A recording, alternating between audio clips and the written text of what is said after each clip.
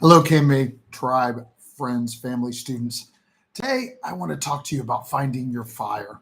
And specifically, I mean the fire that is the calling, the purpose, that thing inside of you that pulls you in a certain direction. And, I know that not everybody knows what it is for them.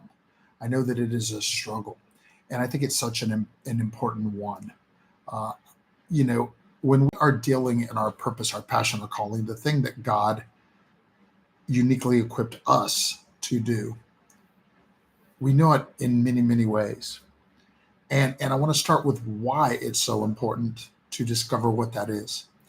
I the reason is I noticed that in my moments of greatest happiness and passion and contentment, it's because I'm living into my purpose and my calling.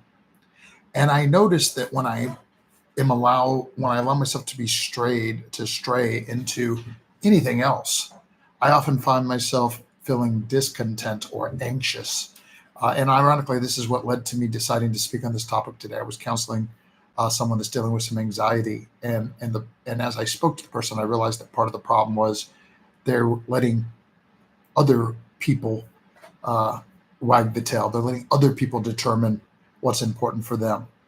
So I think that one of the most important things that each and all of us can do as human beings is to figure out what is it that I am uniquely called to do, because it's not someone else that decides that. That is a discussion between you and God. Now, having said that, when I wrote my book, Developing Your Superpower, the first 6 chapters of it were specifically about developing what I coined as the black belt superpowers, but they're just the attributes, of course, that prepare us for success in life, success at any specific thing, at any specific calling. And these are focus and respect, discipline, confidence, gratitude, and vision. But in chapter 7, I spoke on this. I spoke on the importance of discovering your unique calling and the superpowers that you are uniquely equipped with to fulfill that calling. And I just want to share a little bit from the section 7.2 where I talked about 5 clues that will help you discover your innate power and what you're called to do. And of course, each of these is extrapolated upon, goes a little deeper in here, but I'm just going to give the high level. Number 1 is we have natural gifts in it. Number 2 is we love to do what we're called to do.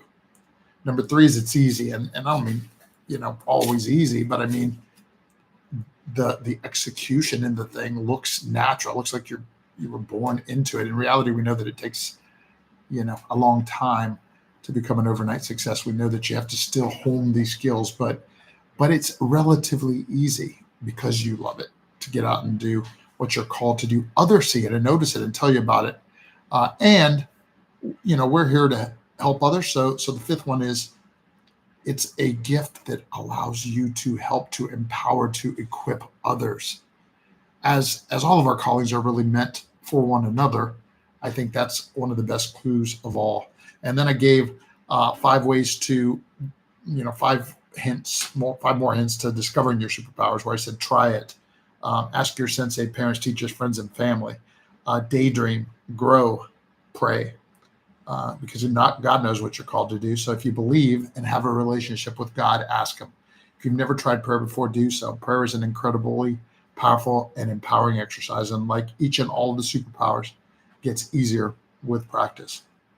Then I got, developing your superpowers and learning to control them and using your powers for good and passing it on. The point of today's message is simply to be aware that thing exists for you and that it's inside of you. And that while others can help you discover and cultivate and develop your powers, ultimately you have to answer the call. I think that's why it's called a calling. You have to answer the call and decide the unique part, right? Like, for mine, it's empowering others through our Black Belt Leadership Program, right? Like, that's why I say we're a leadership development academy that also happens to teach the most practical self-defense. Because we're a martial arts and self-defense school as well. But the true calling is the empowerment that we bring to kids. We equip them with confidence in themselves and their potential and their skills. We equip them with that focus, respect, discipline, confidence, gratitude, and vision. We give them esteem, self-esteem, and the mental and physical skills to go forth and do what they're called to do in life. Watching them grow into confident, competent black belt leaders and then go forth and fulfill their calling is my greatest joy and what I'm called to do. And I'm called to do it directly with some and certainly to do it with all of the sensei that helped me do it here in our academy. So I hope this has been helpful to you, and just know that, especially like if you're in a place where you're dealing with anxiety, or you're dealing with the feeling of if you feel like excessively that you need escape from your life, then this may be a worthwhile thing, maybe a thing to go forth and say, what is it? What are the unique gifts that God gave me so that I could discover his unique calling upon my life, so that I can execute my thing in a way that is empowering and encouraging and to others. And in the same way, when we're empowering and encouraging others, we're also empowering and encouraging ourselves. Prepare to live, empowered to lead.